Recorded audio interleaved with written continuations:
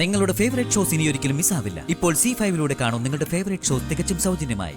അവനൊരു കുട്ടി പിറക്കുമ്പോ കുട്ടിക്ക് ഒരു മരുന്നിനുള്ള വക പോലും കൊടുക്കാൻ കഴിയാത്തൊരവസ്ഥ ഉണ്ടാവാൻ പാടുണ്ടോ?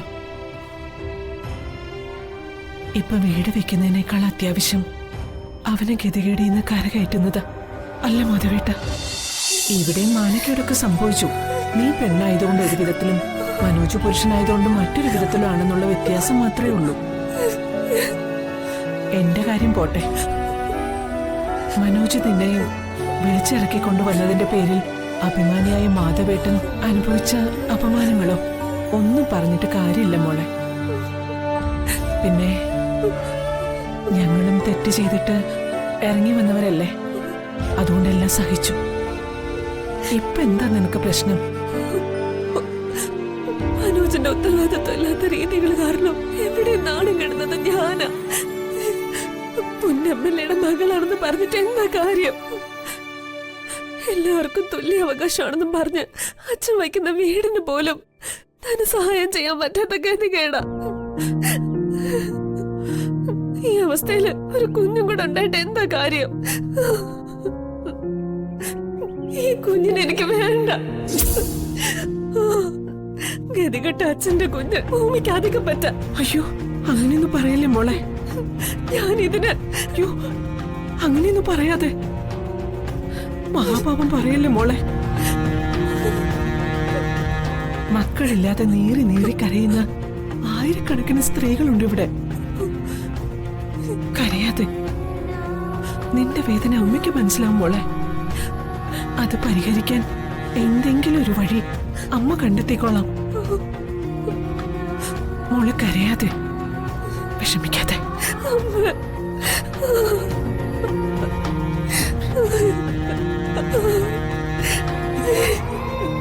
ഈശ്വര,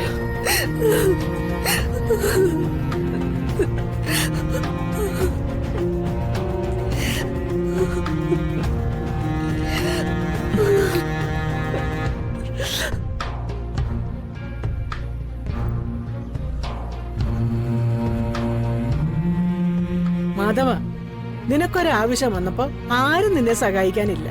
അവരെയൊക്കെ അവരുടെ വഴിക്ക് വിട്ടേക്കും മോനെ. മക്കളും മരുമക്കളൊക്കെ ആയിട്ട് എല്ലാവരും ഒരേ മേൽക്കൂരയ്ക്ക് കീഴിൽ കഴിയുകയാണല്ലോ. അപ്പൊ ഗ്രഹനാഥൻ എന്ന നിലയിൽ കാര്യങ്ങൾ എല്ലാവരെയും അറിയിക്കേണ്ടത് എന്റെ ചുമതലയാണ്. ചന്ദ്രു, കാര്യം പറയൂ. മാധവേട്ടൻ തട്ട് പറ.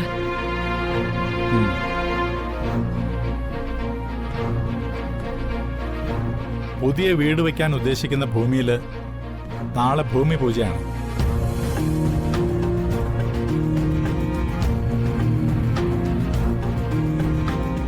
നാളെ രാവിലെ 7:30 ചടങ്ങ്. പൂജാരിയെ വിളിച്ച് എല്ലാ കാര്യങ്ങളും ഏൽപ്പിച്ചു കഴിഞ്ഞു. ആ, എല്ലാവരെയും ക്ഷണിക്കുകയാണ്. താല്പര്യമുള്ളവർക്ക് പങ്കെടുക്കാം.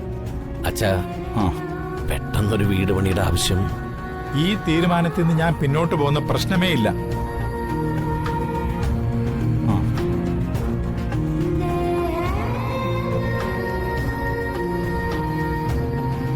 കമ്പനിയിൽ നിന്ന് കൂടി പോയ ആകെ 10-11 ലക്ഷം കിട്ടുമായിരിക്കും. അത് കൊണ്ടുപോയി മണ്ണി കുഴിച്ചിടാൻ പോവാ. ഇപ്പോ വീട് പണിയിട്ട് നടക്കാനും പോണില്ല. 10 ലക്ഷം രൂപ ഡെഡ് മണി ആയി പോവുകയും ചെയ്യും. ഓരോരോ പ്രാന്തുകള്. ഏയ്, എന്ത് കാണാന്ന് കാടി വാങ്ങട്.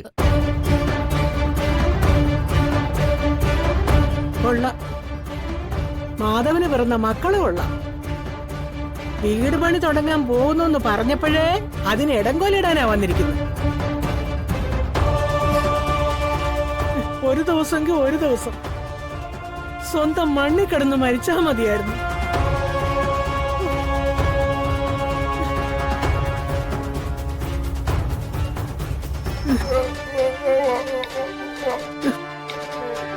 എന്റെ അമ്മ.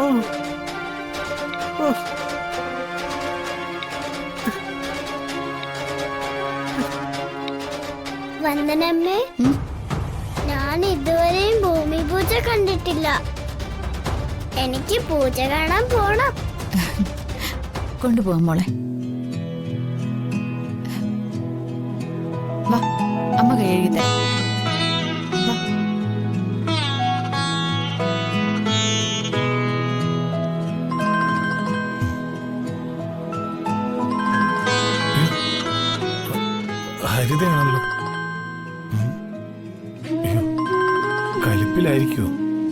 ഏയ് അല്ലായിരിക്കും.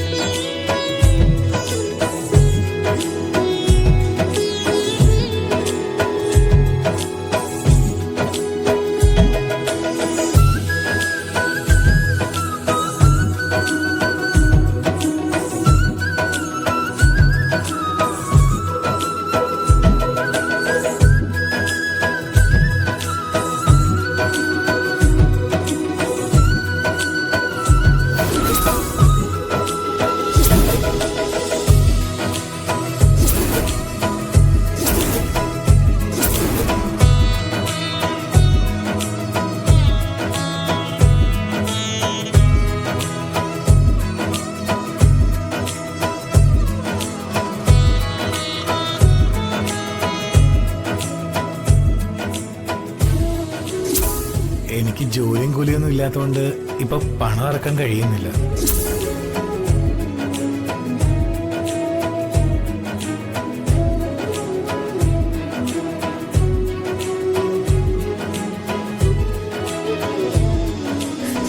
ഈ കുഞ്ഞിനെ എനിക്ക് വേണ്ട. ഗതികെട്ട അച്ഛന്റെ കുഞ്ഞ് ഭൂമിക്ക് അധികം പറ്റ.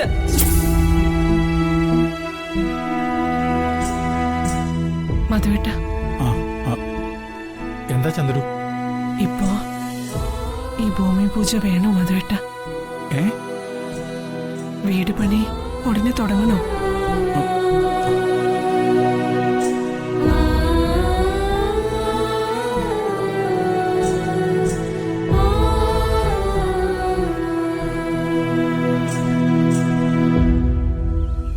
മധുവേട്ടനൊന്ന് വന്നേ. എന്ത് പറ്റി? ഒന്ന് വാ മധുവേട്ട, വാ പറയാം.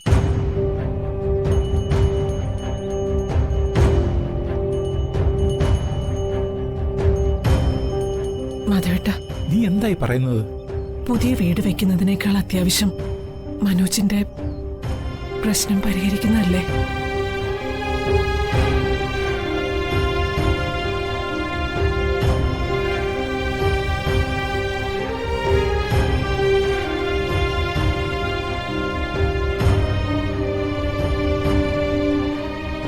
അവനൊരു കുട്ടി പിറക്കുമ്പോ കുട്ടിക്ക് ഒരു മരുന്നിനുള്ള വക പോലും കൊടുക്കാൻ കഴിയാത്തൊരവസ്ഥ ഉണ്ടാവാൻ പാടുണ്ടോ?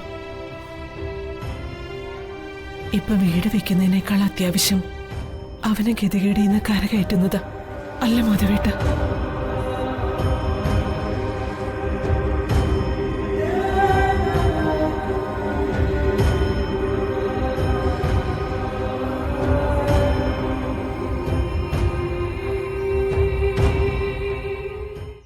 ഡൗൺലോഡ് ചെയ്യൂ C5 ആപ്പ്. കാണൂ എല്ലാ എപ്പിസോഡുകളും സൗജന്യമായി.